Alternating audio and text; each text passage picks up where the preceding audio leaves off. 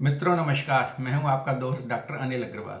आज हम बात करेंगे जंथिलेश्मा के बारे में कि जंथिलेश्मा क्या होता है। आपने कई बार देखा हो, अधिकतर महिलाओं को, वैसे पुरुषों में भी ऐसा पाया जाता है कि उनकी आंख के ऊपरी पलक के ऊपर जो है थोड़े से पीले से चकते होते हैं, वो थोड़ा उभारले हुए होते हैं। इसी को जंथिलेश्मा बोलते हैं। अधिकतर महिलाओं के अंदर ये ज़्यादा पाया जाता है, पुरुषों में भी पाया जाता है, लेकिन पुरुषों में महिलाओं की अपेक्षा कम पुरुषों में ये पाया जाता है। इसका अधिकतर कारण ये होता है कि जिन लोगों के ब्लड के अंदर कोलेस्ट्रॉल बढ़ा हुआ होता है, उनके अंदर इस तरह की दिक्कत देखने में आती है। करीब 50% लोगों के अंदर तो कोलेस्ट्रॉल बढ़ा हुआ मिलता ही है, अगर ऐसी प्रॉब्लम है तो। और अगर खास तौर पे उसके अंदर भी हमने देखा है कि कोलेस्ट्रॉल भी कई तरह का होता है, हाई डेंसिटी लिपिड और लो डेंसिटी लिपिड, जिसको हम एच या एल बोलते हैं। अगर हाई डेंसिटी लिपिड मतलब एच जो है वो अगर वो नॉर्मल से कम हो तो भी ऐसा देखने में मिलता है, और अगर एल मतलब लो डेंसिटी वाला लिपिड अगर ज़्यादा बढ़ गया है तो उसकी वजह से भी इस तरह की चीज़ें देखने को मिलती हैं। इसका कारण क्या होता है कि जो हमारे बॉडी के अंदर मतलब बॉडी में नहीं, मतलब ब्लड के अंदर जो एक लिपिड होता है, जो वैसे तो नॉर्मल भी होता है, लेकिन नॉर्मल से जब ज़्यादा हो जाता है तो ये स्किन के ऊपर बाहर निकल आता है। और स्किन क्योंकि इसी जगह की, पलक के ऊपर की बहुत पतली होती है, तो ये जब यहाँ पर जमा होता है तो ये साफ साफ दिखाई देने लगता है कि यहाँ पर जमा हो गया। इसकी वजह से वैसे कोई नुकसान नहीं होता, ना तो कोई आंखों की प्रॉब्लम कोई आती, कोई आंखों से देखना नहीं कम होता है।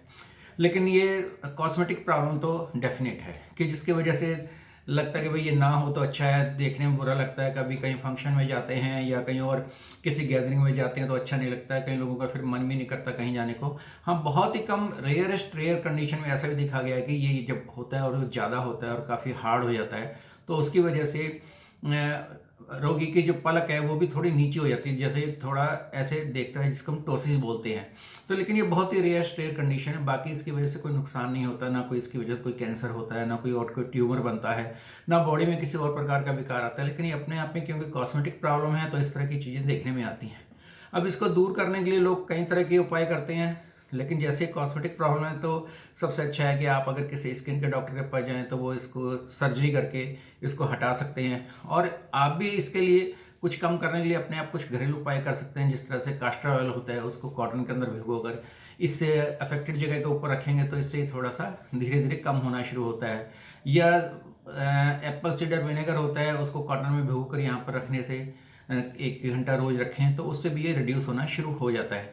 खाने के अंदर जिस तरह से अगर आप गार्लिक का प्रयोग कर रहे हैं तो वो भी बहुत अच्छा होता है। अगर आप नॉनवेज खाते हैं तो उसे ना खाएं, क्योंकि उसकी वजह से कोलेस्ट्रॉल बढ़ेगा और इस तरह की दिक्कत आती है।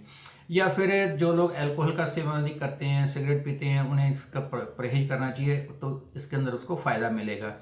इसके अतिरिक्त जिन लोगों के अंदर मोटापा होता है उनमें भी ऐसी कंडीशन ज़्यादा देखने में मिलती है।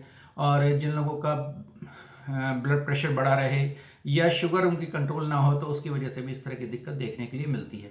और इसके जैसे मैंने साधारण उपाय भी बता दिए हैं और सर्जरी भी मैंने बताया कि इससे भी इसको रिमूव किया जा सकता है।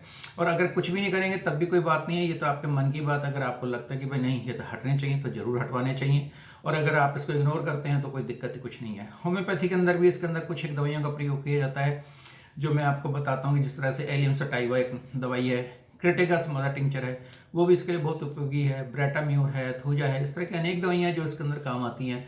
लेकिन ये सभी दवाइयों का प्रयोग आपको किसी होम्योपैथिक डॉक्टर के देखरेख में ही लेना चाहिए। और क्योंकि और भी अधिक दवाइयाँ हैं होम्योपैथी में जो इसके अंदर काम आ सकती हैं, तो वो लेकिन डॉक्टर ही बता पाएगा कि आपके लिए कौन सी दवाई बहुत अच्छी सूट करेगी।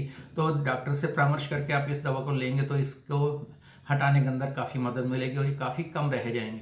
तो इस प्रकार से आप इससे रिमूव कर सकते हैं। और वैसे ये कुछ ज़्यादा मैंने आपको बताया कोई दिक्कत वाली प्रॉब्लम नहीं, कॉस्मेटिक प्रॉब्लम है। कॉस्मेटिक का जिनको ज़्यादा ध्यान रहता है कि अपनी ब्यूटी का ज़्यादा ध्यान है तो इसको ज़रूर हटवाने का प्रयास करना चाहिए, नहीं तो इसे इग्नोर करना चाहिए। धन्यवाद।